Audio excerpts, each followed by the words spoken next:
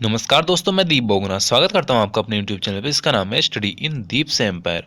दोस्तों, नया साल 2021 की ढेरों शुभकामनाएं आपको और आपके परिवार वालों को।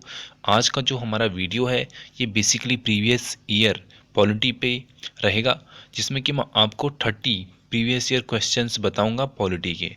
ठीक है, तो बिना किसी देरी करते हैं आज की वीडियो शुरू। सबसे पहला जो हमारा क्वेश्चन है ये है, भारत के प्रधानमंत्री के पद हेतु नामित किए जाने वाले व्यक्ति की जो एज, न्यूनतम एज पूछी है यहाँ पे। ठीक है, तो ये जो न्यूनतम एज मैंने आपको पहले ही बता दी थी, तो ये है 25 वर्ष। ठीक है, और यदि वह लोकसभा का सदस्य हो, ठीक है, यानी वह लोकसभा का सदस्य भी होना जरूरी है। अगला क्वेश्चन देखते हैं यहाँ पे, निम्नलिखित में से कौन से मुख्यमंत्री सर्वाधिक लंबे कार्य के लिए मुख्यमंत्री पद पे रहे हैं। ठीक है, यहाँ पे मुख्यमंत्री के बारे में पूछा है तो ज्योति बसु। अगला क्वेश्चन आप देखो यहाँ पे, राज्य के मुख्यमंत्री के बारे में निम्नलिखित में से कौन सा तथ्य सच नहीं है। तो बेसिकली यहाँ पे जो तथ्य दे रखे हैं इसमें से पहला तथ्य हम देखते हैं कि राज्य स्तर पर मुख्यमंत्री का पद केंद्र में राष्ट्रपति के पद के समरूप होता है, तो ये गलत है। अगर यहाँ पे राज्यपाल होता तो एक टाइम के लिए हम इस ऑप्शन के बारे में थोड़ा सोचते।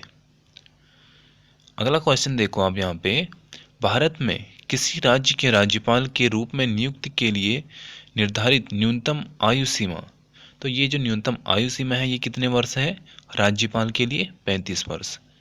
नेक्स्ट क्वेश्चन है यहाँ पे, भारत के किसी राज्य का मुख्यमंत्री बनने हेतु न्यूनतम, यहाँ पे मुख्यमंत्री बनने के लिए न्यूनतम एज पूछी है, तो ये है 25 साल। ठीक है, तो बेसिकली आप यहाँ पे देख सकते हो MTS में, CHSL में, CGL में ये ऐसे एज वाले क्वेश्चन पूछे जा रहे हैं। तो न्यूनतम एज कितनी होती है ये आप सारे देख लेना। ठीक है, और मैक्सिमम कितनी होती है, 60 साल।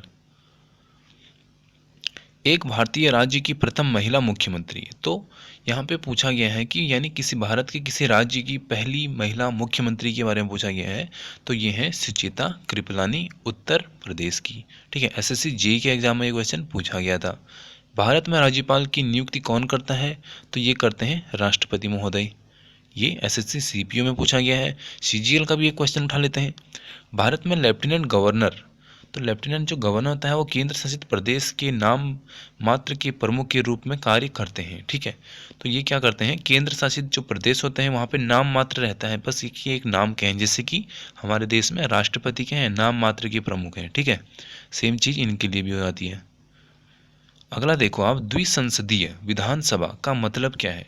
तो द्विसंसदीय विधानसभा का मतलब होता है कि विधायकों को दो अलग अलग विधानसभाओं में बांटा जाता है, यानी जो विधायक होते हैं इनको दो अलग विधानसभाओं में बांटा जाता है। ठीक है, नेक्स्ट क्वेश्चन पे देखते हैं हम यहाँ पे, भारत का जो मुख्य न्यायाधीश कौन है जिसने दिसंबर 2015 में, ये बेसिकली क्या है कि करंट से पूछा गया था 2015 की। ठीक है, तो प्रीवियस ईयर मैंने उठा रखे हैं, तो यहाँ पे ये CPO में पूछा गया था, तो इसका जो आंसर है वो है तीरथ सिंह ठाकुर। कौन अस्थायी अवधि के लिए सर्वोच्च न्यायालय के तदर्थ प्रमुख के रूप में नियुक्त किया जा सकता है, तो ये होते हैं हमारे उच्च न्यायालय के न्यायाधीश। नेक्स्ट क्वेश्चन आप, और ये जो क्वेश्चन था ये CDS का एग्जाम में पूछा गया था। ठीक है, तो इसलिए ये थोड़ा इंपॉर्टेंट हो जाता है। सुप्रीम कोर्ट के न्यायाधीशों की सेवानिवृत्ति की यहाँ पे एज पूछी है, ये RRB ग्रुप D में पूछा गया क्वेश्चन है, तो ये है 65 साल। भारत का उच्चतम न्यायालय इस दिन अस्तित्व में आया था, यानी किस दिन अस्तित्व में आया था उच्चतम न्यायालय, ये बहुत इंपॉर्टेंट क्वेश्चन है और बहुत ही ट्रिकी क्वेश्चन है। तो ये है 28 जनवरी 1950 को। ठीक है,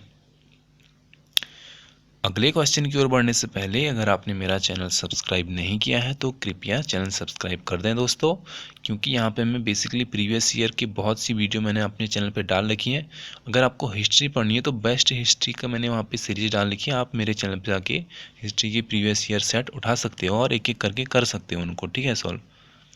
उच्च न्यायपालिका की पहली मुस्लिम महिला न्यायमूर्ति पूछा गया है, और ये क्वेश्चन जो है कि SSC CHSL में एक बार पूछा गया है।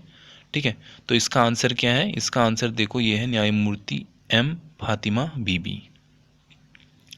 भारत के वह मुख्य न्यायाधीश जिन्हें राष्ट्रपति और उपराष्ट्रपति के रूप में सेवा करने का गौरव प्राप्त हुआ है, ये हैं हमारे M हिदायतुल्ला। तो यहाँ पे दे रखे हैं कथन और कारण, इस क्वेश्चन को आप पढ़ लें। तो इसका जो सही आंसर है वो है कथन है, यानी भारत में न्यायपालिका कार्यपालिका से स्वतंत्र है। ठीक है, जबकि जो दूसरा इसका जो कारण दे रखा है वो दे रखा है कि न्यायपालिका सरकार का समर्थन करती है और उसकी योजनाओं के कार्यान्वयन में मदद करती है। यह क्या है, गलत है। ठीक है, अगला देखो आप, भारतीय संविधान के अनुसार उच्च न्यायालय के न्यायाधीशों का स्थानांतरण करने का जो अधिकार है ये किसके पास है, भारत का मुख्य न्यायाधीश ऐसा कर सकता है। तो यहाँ पे ये बेसिकली एक फिर से करंट अफेयर से पूछा गया है, इसको स्किप कर देते हैं। अगर पंचायत स्थगित है तो चुनाव होगा कितने टाइम के बाद, ये बताना है। तो ये होता है 6 महीने के अंदर।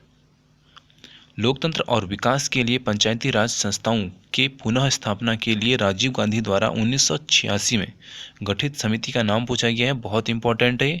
तो ये पूछा है, ये है हमारी LM सिंघवी समिति। ठीक है, और ये भी पूछ लिया जाता है कि LM सिंघवी जो समिति है ये किससे रिलेटेड है, तो लोकतंत्र और विकास के लिए पंचायती राज संस्थाओं का पुनर्स्थापना।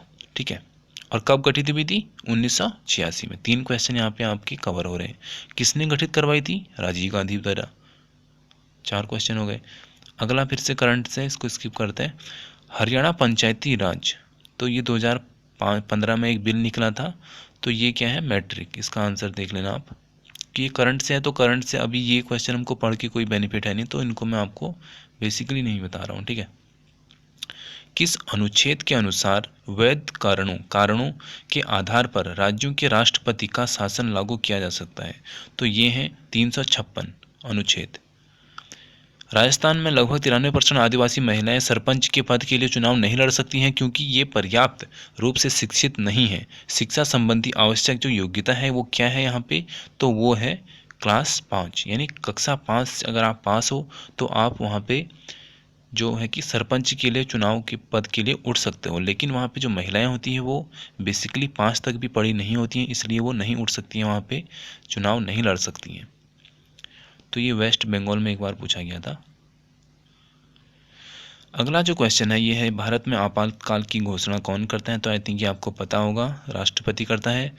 भारतीय संविधान के किस अनुच्छेद में वित्तीय आपातकाल से संबंधित प्रावधान वर्णित है, तो ये है हमारा अनुच्छेद 360। यहाँ पे वित्तीय आपातकाल के बारे में बताते हैं। और 2 टाइप के और आपातकाल होते हैं, अगर आपको पता हो तो आप मेरे को कमेंट में बता सकते हैं। 352 और 56 किस चीज़ से रिलेटेड है।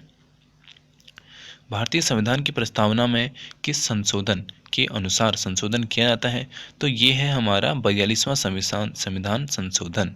ये ग्रुप डी में पूछा हुआ क्वेश्चन है, इसको आप देख लेना एक बार अगर आप रेलवे की तैयारी कर रहे हो तो। भारतीय संविधान में पहला संशोधन कब किया गया था, तो ये किया गया था 1951 में। भाषाई आधार पर क्या किया था, राज्य बनाए गए थे। श्रीमती इंदिरा गांधी द्वारा चलाया गया आपातकाल के दौरान डैश को महत्वपूर्ण और बड़ी संस्था वाले परिवर्तनों की वजह से मिनी संविधान कहा जाता है, तो ये कौन सा संविधान संशोधन था, 42वां। ठीक है, अब देखते हैं अगला और आज का अंतिम। 92वां संविधान संशोधन अधिनियम के माध्यम से भारतीय संविधान की 8वीं अनुसूची में निम्नलिखित भाषाओं में से किसे शामिल नहीं किया गया था, तो यहाँ पे बेसिकली ये पूछा है कि कौन सी भाषा इसमें सम्मिलित नहीं थी, तो इसमें कन्नड़ सम्मिलित नहीं थी।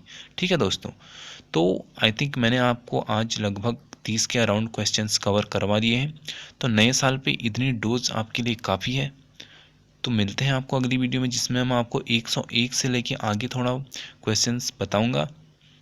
अगर आपने इससे पहले वाली वीडियोस नहीं देखी हैं तो पहले आप उनको जाके देख लें दोस्तों, उसके बाद इसको देखें।